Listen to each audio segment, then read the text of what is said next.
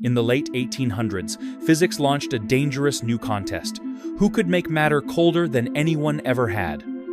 Because at the bottom of that race sits a hard limit, absolute zero. 0 Kelvin, minus 273.15 Celsius degrees. You can get closer and closer, but thermodynamics says you can't actually reach it in a finite number of steps. In London, James Dewar chased the record with obsession, building the vacuum flask in 1892 to trap cold, then pushing on to liquid hydrogen in 1898. But in Leiden, Heike Kamerlingh Onnes was building something bigger, a cold-making machine. And on 10 July 1908, he liquefied helium and briefly made his lab the coldest place on Earth. Two brilliant minds, two massive egos, one impossible goal. Getting closer than anyone to the point where thermal motion nearly disappears. How absolute zero was almost reached for the first time. On Science Begins, you'll see how this race for cold cracked impossible gases and unlocked entirely new physics. Everything begins in a century that thought it had already solved nature. Textbooks and professors repeated the same verdict with total confidence. Hydrogen, oxygen, nitrogen, and carbon monoxide were permanent gases at ordinary temperatures. You could squeeze them, you could cool them, you could punish them with pressure and patience. Still no liquid, no phase change, no surrender. Then, in 1877, that certainty met its first crack. In France, Louis-Paul Cailletet stared at the impossible like it was personal.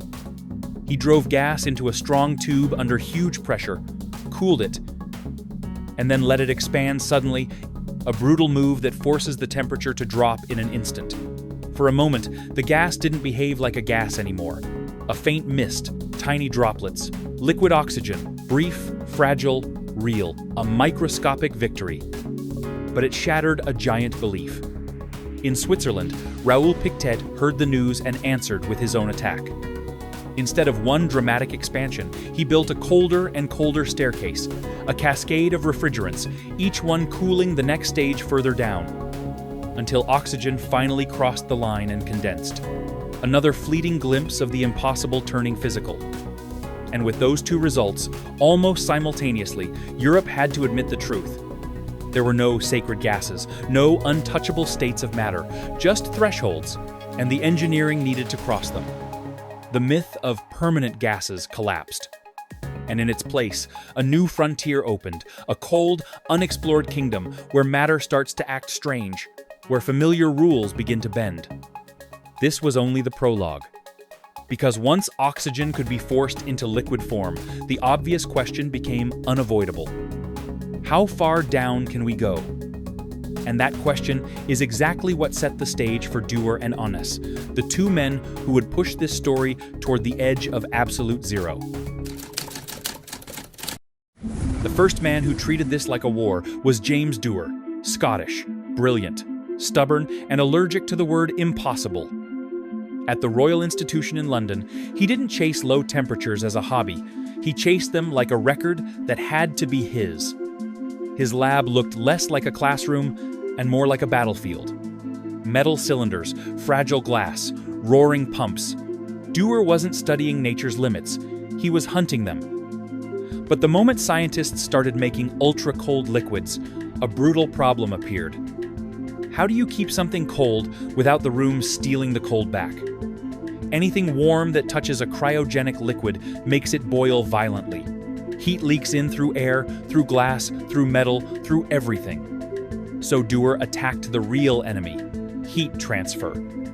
In 1892, he unveiled his masterpiece, the Dewar flask, a double-walled container with a vacuum between the walls, designed to block heat from rushing in. No air means almost no conduction or convection. Add reflective surfaces and you cut radiation too. A thermal fortress, the ancestor of the thermos. With storage solved, his ambitions exploded. By the early 1890s, Dewar had built machinery that could produce liquid oxygen in large quantities, not just fleeting droplets, enough to use as a reliable coolant and repeat experiments over and over.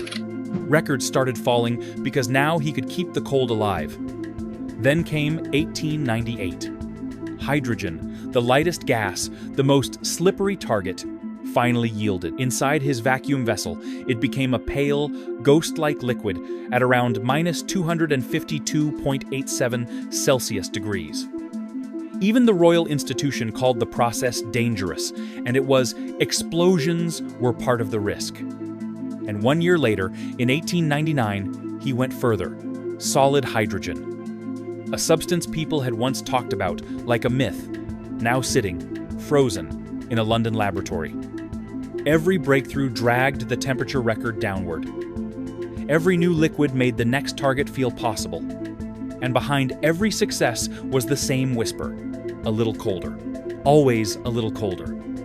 This is where the first true scientific Cold War begins, because once Dewar proved hydrogen could be conquered, the world only saw one prize left on the map: helium. Heike Kamerlingh Onnes enters this story like Dewar's mirror image. Where Dewar thrives as a lone genius surrounded by roaring machines and improvisation, Onnes builds an empire. A Dutch physicist with the discipline of an engineer, he turns Leiden into something almost unheard of for its time. A dedicated cryogenic laboratory built to manufacture cold on demand. Not a single bench, not a single stunt experiment. A system, a pipeline, a factory. And his mission isn't just to break records, it starts as a promise to science. Van der Waals had shown, in theory, that gases and liquids follow rules that become especially strange near the critical point, where the boundary between gas and liquid blurs, and where liquefaction depends on critical temperature. Onnes wanted to stop arguing on paper and start proving it with measurements at temperatures so low the existing tools simply weren't good enough. So inside Leiden's walls, Onnes organizes everything with precision. Purification, compression, expansion, thermometry, glasswork, vacuum pumps, specialists for every stage, procedures for every failure, a disciplined cold-producing sequence that can run again and again and again. Even the philosophy of the place becomes a weapon. Onnes's lab runs under a motto that says exactly what he believes: Doormeten tot weten, through measurement to knowledge. And that's how the rivalry takes shape. Dewar attacks the frontier with fearless instinct. Onnes advances with planning, manpower, and method. London raises the bar. Leiden answers. One lab sets the record, the other redesigns the entire machine to take it back. The race sharpens. The pride grows. The stakes rise. The Cold War of science has its second general now, and this one doesn't work alone. Something still hung in the air after the rivalry took shape. London pushing forward, Leiden answering.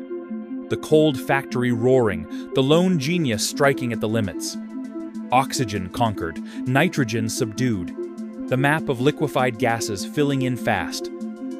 But in the deepest corner of nature's cold, two names remained: hydrogen and helium. Not just hard, different. Because at this frontier, the enemy isn't only pressure or glass or machinery. It's a rule. Above a gas's critical temperature, no amount of squeezing will turn it into a liquid. You must first get below that threshold. Dewar had already claimed the hydrogen triumph. His machines worked like a siege engine. Compression, cooling, expansion, again and again, until the thermometer dropped to hydrogen's boiling point, 20.28 Kelvin, about minus 252.87 Celsius degrees. And there it was, liquid hydrogen, pale and ghost-like, swirling inside his vacuum flask. Hydrogen, tamed for the first time. But helium was a different enemy. Helium doesn't just have a low boiling point, it has the lowest of all elements. 4.22 Kelvin, about minus 268.93 Celsius degrees. And worse, its critical temperature is only about 5.19 Kelvin. That means if your system can't get below approx 5 Kelvin, helium cannot be liquefied at all, no matter how heroic your pressure is. So helium demanded a new kind of strategy: chained pre-cooling and a final push using the Joule-Thomson cooling. Lindhamson-style cycle, to bridge the tiny remaining gap into liquid territory. Leiden strengthened its systems. London sharpened its instruments. Teams tightened their focus. Scientists held their breath. Because now only one prize was left, the coldest liquid in nature waiting for its master. Hydrogen's fall set Leiden in motion. The cryogenic factory prepared for its decisive day, every pump checked, every seal hunted for leaks, every valve adjusted with obsessive care. By the morning of 10 July 1908, the lab had stockpiled cold itself. Liquid air for the first plunge, liquid hydrogen for the next. The plan was simple to say and terrifying to execute. Cool helium step by step until it finally crossed the line. Helium waited, timid, rebellious, and unforgiving. Onnes and his team drove the gas to around 100 atmospheres, then forced it through an iterative cooling trick. Let the helium expand through a porous plug so it chills slightly, recirculate it, and do it again, each pass stealing a little more heat. It only works once you're already cold enough, which is why the baths of liquid air and liquid hydrogen mattered. Without them, helium wouldn't budge. At first, it looked like a failure. The thermometer barely moved. Hours passed. Tension rose. Then, late in the day, the numbers started to fall past hydrogen's temperature, down toward the edge where helium stops being a gas. At 7:30 p.m., the reading stabilized around 4 Kelvin. A colleague made a quiet remark. "It looks like the thermometer is standing in a bath." So Onnes aimed a lamp through the glass. And there it was, a sharp, real surface, like a knife edge against the wall. Not mist, not a rumor, a liquid line. The experiment produced only about 60 milliliters, a tiny cup of fluid that rewrote the record books. Leiden became, without exaggeration, the coldest place on Earth. That first liquid sat near helium's boiling point at 1 atmosphere, about 4.214 Kelvin. But Onnes didn't stop at liquid. He did what cold hunters always do. He tried to squeeze out a little more. Here's the simple idea. If you lower the pressure above a liquid, it boils more easily, and boiling steals heat. So with powerful vacuum pumps, Onnes could drop the vapor pressure and drive the temperature even lower, down to about 1.5 Kelvin. And in later extreme pumping tests, he reports reaching roughly 1.15 Kelvin. Absolute zero was still out of reach. But humanity had just stepped into the final few degrees, the zone where matter stops acting normal and starts revealing secrets it never shows at ordinary temperatures. Leiden's record-breaking cold was never just about winning a number on a thermometer. For Heike Kamerlingh Onnes, it was a key, a way to unlock behaviors of matter that simply don't exist in ordinary temperatures. Near absolute zero, atoms don't stop existing, but their thermal chaos quiets down. And when that noise fades, the real rules underneath can show themselves. So Onnes asked a simple question with a dangerous edge. What happens to electrical resistance when you cool a pure metal as far as physics will allow? At the time, scientists didn't even agree on the ending. Some expected resistance to fall toward zero. Some expected it to level off, and Lord Kelvin even argued it might blow up toward infinity. The only way to settle it was the Onnes way: measure it. In 1911, Onnes turned liquid helium into a lens.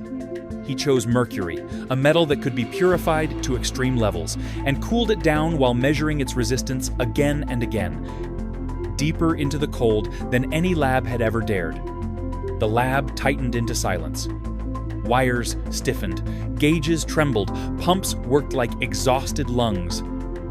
At these temperatures, one tiny mistake, one leak, one bad contact could erase weeks of work. And then it happened. The resistance wasn't fading smoothly the way you'd expect. It collapsed. At about 4.2 Kelvin, mercury's resistance vanished abruptly, not very small, not almost gone, but effectively zero. One moment, the metal fought the current. The next, it didn't. Onnes wrote that mercury had entered a new state, the superconductive state. To make it simple, Normal resistance is like electrical friction. It wastes energy as heat. Superconductivity is what happens below a material's critical temperature. That friction disappears and current can flow without energy loss. Later, scientists would discover another signature of this state. Superconductors also push magnetic fields out, the Meissner effect. But the first shock, the first door opening, was that sudden drop to zero. And that's the twist in the story. The race for colder temperatures didn't end at helium. Helium was the tool. Because once Onnes had liquid helium, he didn't just break records, he made matter confess.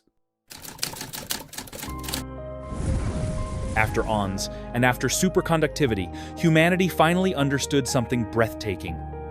We weren't just chasing a number. We were chasing a limit. Because nature has an invisible barrier. Absolute zero, 0 Kelvin, is not merely hard to reach. It is unreachable.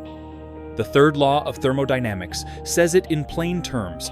No finite procedure can bring a system exactly to 0 Kelvin. You can get closer, but you can't arrive. That sounds philosophical until you feel what it means in the lab. As temperature drops, the easy heat leaves first. The loud thermal chaos fades. And what remains is stubborn. The last scraps of energy are harder and harder to remove. Cooling becomes less efficient. Entropy changes shrink. And every extra fraction of a Kelvin costs more effort than the last. It's like climbing a mountain that never ends. You take a step. You get closer. But the slope stretches forward forever. And even if you could silence almost all thermal motion, quantum physics adds one more twist. 0-point energy, a minimum. Irreducible energy that matter retains even at absolute zero. Not because your refrigerator failed, but because the uncertainty principle won't allow particles to sit perfectly still. So there is no switch that turns all energy off. There is always something left, a whisper of motion, a trace of heat, that turns absolute zero into a scientific horizon, always visible, never reachable. And that's the payoff. Because you don't need to touch 0 Kelvin to enter the strange country near it. Get close enough, and matter starts revealing its hidden laws: superconductivity, superfluidity, and quantum behavior on a scale you can actually measure. The message is simple.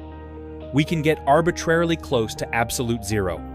We can explore the coldest realm nature allows, but we can never truly reach the final point. Not because we lack skill, because the universe wrote the rules that way. What began as a competition between laboratories ended up reprogramming physics itself. Because the race to approach absolute zero didn't just set temperature records, it forced scientists to invent an entire toolkit for controlling matter at the edge of 0 Kelvin. That toolkit became cryogenics, the science and technology of producing very low temperatures and studying what matter does there. And once you can make extreme cold on demand, the world changes. Liquefying helium wasn't just a trophy, it became a platform. Modern superconducting systems still live in that world. Many superconducting magnets are designed to operate around 4.2 Kelvin, the liquid helium temperature range. That's why MRI technology historically depended on helium-cooled superconducting magnets, because you need those near -4 Kelvin conditions to keep the coils superconducting. So yes, this race for cold didn't stay in Leiden.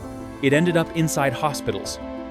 In 1911, Onnes used liquid helium to cool mercury and watched its electrical resistance drop abruptly to essentially zero below about 4.2 Kelvin, the first observation of superconductivity. Simple meaning, normal metals waste energy as heat. Superconductors don't fall below a critical temperature. That single observation cracked open a new category of matter, one that classical physics couldn't fully explain. Extreme cold didn't just change electricity, it changed liquids. In the late 1930s, researchers discovered superfluid helium, the helium-2, a phase that can flow with essentially zero viscosity, behaving in ways that look impossible at everyday temperatures. At that point, the message was undeniable. Cold wasn't the finish line. Cold was the microscope. In 1930, Heike Onnes received the Nobel Prize in Physics for his investigations of matter at low temperatures, including the liquefaction of helium. Leiden became proof that patience, measurement, and engineering could push nature into revealing brand new laws. And the race never stopped. Today, the frontier is measured in millikelvin. Modern dilution, refrigerators routinely cool experiments to tens of millikelvin above absolute zero, cold enough to stabilize delicate quantum systems and push toward technologies like quantum computing. So the legacy is blunt and brutal. A 19th century obsession with colder temperatures became the doorway to 20th century quantum phenomena and the backbone of 21st century technology. The race for cold didn't just define an era. It changed how humanity measures, controls, and understands matter itself. Absolute zero was never reached. Nature won that final inch because the third law of thermodynamics says you can't cool a system to 0K in a finite number of steps. But in trying, Dewar and Onnes changed physics anyway. Dewar's vacuum flask in 1892 made cold something you could actually hold. Onnes pushed further. Liquid helium unlocked the deep cold frontier, and in 1911 he watched Mercury's resistance collapse to nearly zero. Superconductivity. Not long after, helium revealed another shock: superfluidity. That's the lesson. The destination stayed out of reach, but the chase opened an entire hidden world.